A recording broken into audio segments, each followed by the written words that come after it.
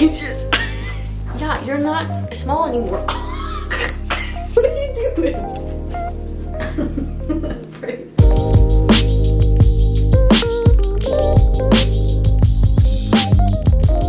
Hello, and welcome back to Freya and Beyla's channel. My name is Marissa. I am the dog mom of Freya and Beyla, and I had to come into my office to film this video today because Beyla would be chewing at the legs of my tripod or trying to jump on it or whatever. So we are in the office while she is out playing with Cohen in the living room to talk about her puppy schedule. I get so many questions of like, what do I do all day with her? What is a good schedule to do with a puppy? If you're about to bring one home, especially at 8 weeks old, what does your day look like? And I want to show that to you. However, this isn't the end all be all. There are many ways to obviously raise a puppy and different schedules that you can follow, and mine not be ideal for you depending on the kind of jobs you do, if you have a partner at home helping you or whatever, but this is what my puppy schedule looks like. This was the same schedule that my 2-year-old Aussie also followed at 8 weeks old up until she was probably like 5 or 6 months is when it kind of switched, and I'm planning on doing the same with Beyla. And whenever that changes, I will of course make a new video and show you guys like that new schedule. So for now, I just want to break down what our day typically looks like hour by hour. What do we work on? What does training look like, etc. for your 8-week-old puppy all the way until like 4 or 5 months,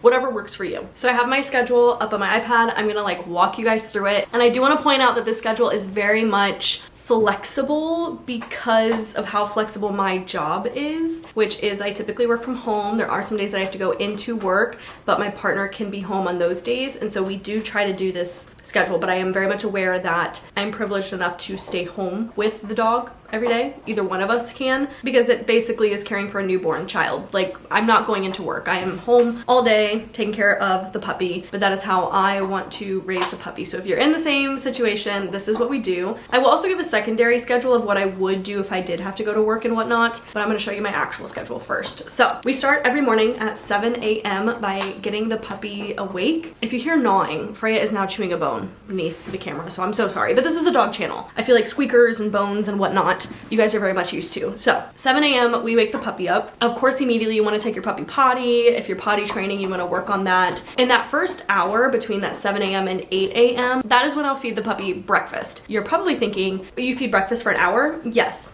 because I use breakfast or every mealtime as training, especially at that 8-week stage until they're like 4, 5, 6 months old.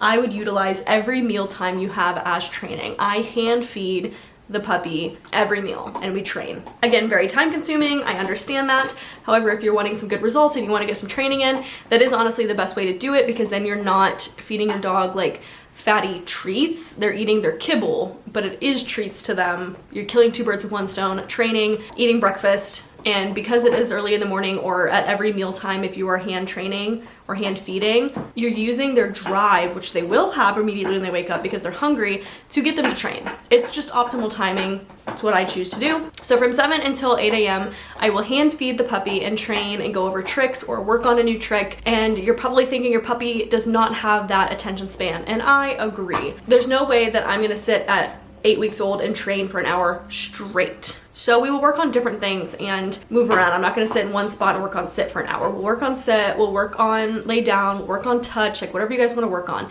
And then we'll move to a different part of the house and we'll work on waiting and staying and like throwing treats on the ground and, you know, having them wait until they're broken to get treats. We'll also work on practicing heel work or just walking in general, because you do want to practice walking inside before you ever take your puppy outside, especially on a leash and whatnot. So we'll practice leash manners, we'll practice even just exposure to things that your puppy is going to have to go through as an adult, like grooming or like going to the vet's office. You can give treats and practice like checking out your dog and like lifting up the gums and touching their paws and touching their ears and giving them like a full pat down, lifting their legs, like practice handling them and giving treats and whatnot. Like you can use their breakfast to train whatever you want. So kind of like hop around and train different things. Then she'll go potty again, especially if you're talking about like an 8-week-old puppy. I take potty every hour on the hour, and that's how I choose to potty train as well. So after we train and we eat breakfast, we'll go potty, and then we'll come back inside and we play. And that is something that I am physically engaged in, and I am involved in playtime. I'm playing tug, I'm wrestling with her, I am engaging with her for that second hour. And then we go potty again, and it's time for a nap. she will take a nap from 9 a.m. until 11 a.m., so a 2-hour nap. And this is basically how the whole schedule works. She will spend 2 hours awake, 2 hours asleep, 2 hours awake, 2 hours asleep. And at 11 a.m. when it is time to wake up, we'll do the same thing. We wake up, we say our good mornings, we go potty, and then we come back in, and we're gonna do some more training. I know it sounds excessive, but puppies' drive to please you and their ability to just catch on and learn so quickly, I do not want to waste. So I train a lot, and it doesn't have to be as strenuous. It literally is just training like attentiveness, checking in, like being engaged with you. It doesn't have to be hardcore training every time, but we'll train again. But this time only for 30 minutes. So from like 11 to 11:30, we'll do some training with some more snacks, because puppies do have to eat a lot more frequently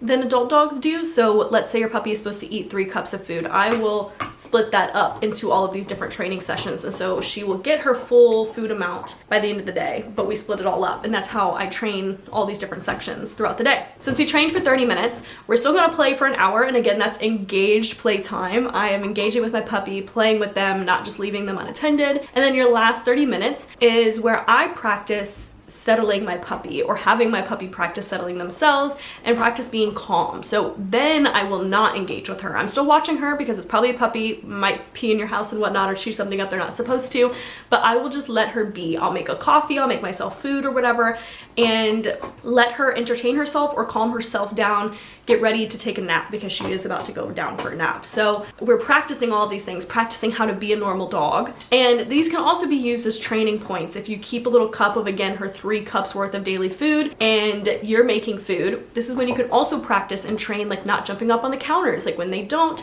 you reward, hand out treats and whatnot. So you're teaching them how to behave in the everyday world, in your apartment, on a normal day as a normal dog. And I take time to teach them that, because they don't know unless you show them. So we take 30 minutes to just be a dog, and then she'll go down for another nap. In this section of the day, I do a socialization activity, and I do this every single day. And with Freya, I did it until she was about 6 months old, and I plan on doing the same thing with Beyla. But every single day for that first hour, or maybe that whole entire 2-hour section that she's awake, it just depends on what we go do, I am taking her to socialize with something. So going to show her a new experience, see something she's never seen before. Maybe it's just to go see my friends, or having my friends come here. And it is all with training in mind, you know, positively reinforcing good behaviors. And if a friend is coming over, then we're working on how to greet friends, how to not jump up on people. Maybe it's just going and holding her, which is what I did with Freya, standing out by a road and holding her, because she's not vaccinated yet when I did this, so I didn't want her on the ground. But just being around cars and moving cars and getting used to the sounds and positively associating it. And so again, she's getting some of her, you know, allotted food amount during the socialization activity, because I'm using it as a training opportunity. And we do that for at least an hour, but it could be that whole 2-hour span. If we only use like an hour or so and we have another hour, then I would split that hour into half playtime and then a half, again, training how to be a dog and be calm. So engaging with her for 30 minutes and then not engaging with her for 30 minutes. But we'll go down for a nap at 5, again, wake back up at 7. And at least for Freya and Beyla, these are their like demon hours, especially that 8 to 9 hour. I don't know what it is with puppies, but like all the energy that they've had all day, they just exert at night. And so this is when I really try to train again the rest of their daily food amount, whatever that is. And we do hand feeding, usually only for 30 minutes in the evening, so from 7 to 7:30, because we've done a lot of training throughout the day. There's probably not that much food left in terms of her, you know, allotted amount.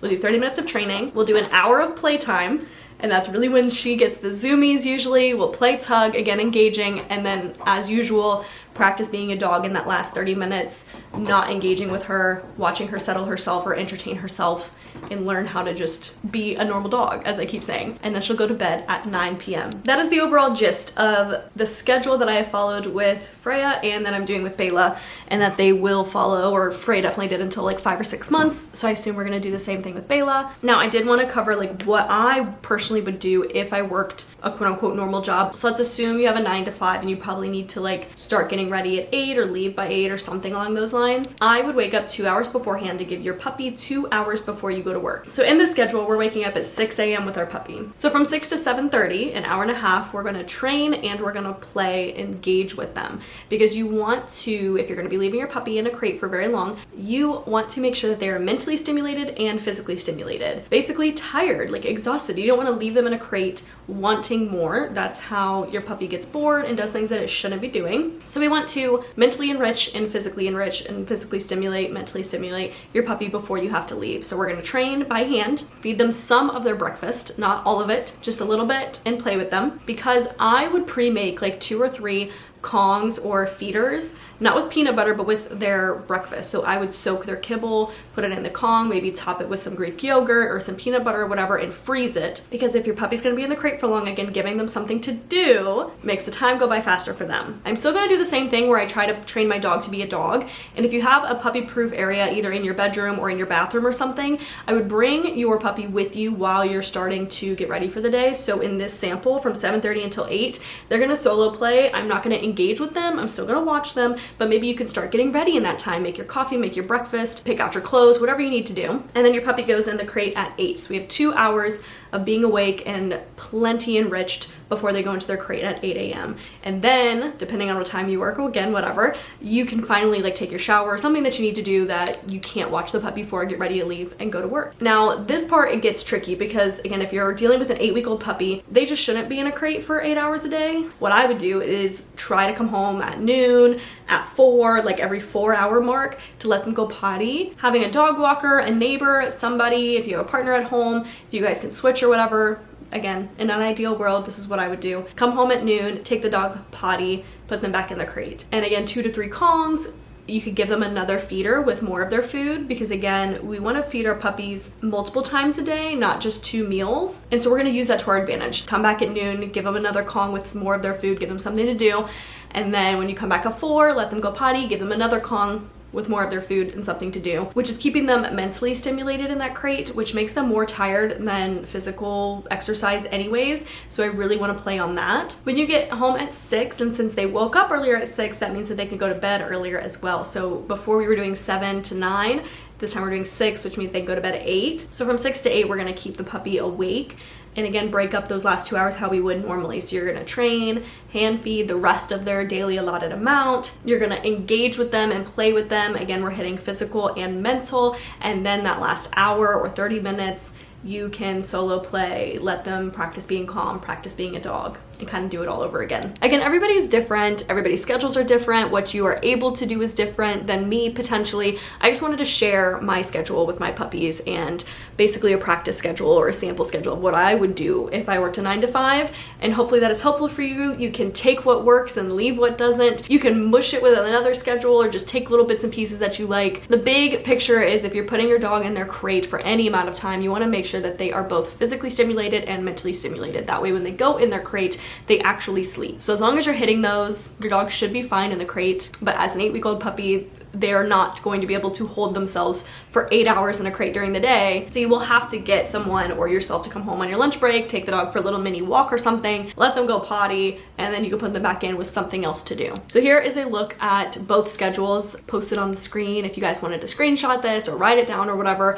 of just a breakdown of what I would do in both instances. And I hope that that is helpful for you. I just get tons of questions of like, what your puppy schedule should look like, and I'm not here to tell you what it should look like. I just wanted to share with you what ours looks like. If you have any questions about our schedule, let me know down below. I would be happy to go more in depth or answer questions or help you guys out in any way that I possibly can. If you'd like these kinds of videos or you want to see more of Freya and Beyla or how training is going and whatnot, you can subscribe down below. We do weekly dog vlogs and dog hauls, again, training videos. We talk about pup dates and just how things are going, and I just share my life with my 2 little doggos who are basically my children. But thank you guys so much for watching. I hope you guys enjoyed, and I will see you guys next week with another dog vlog. Bye.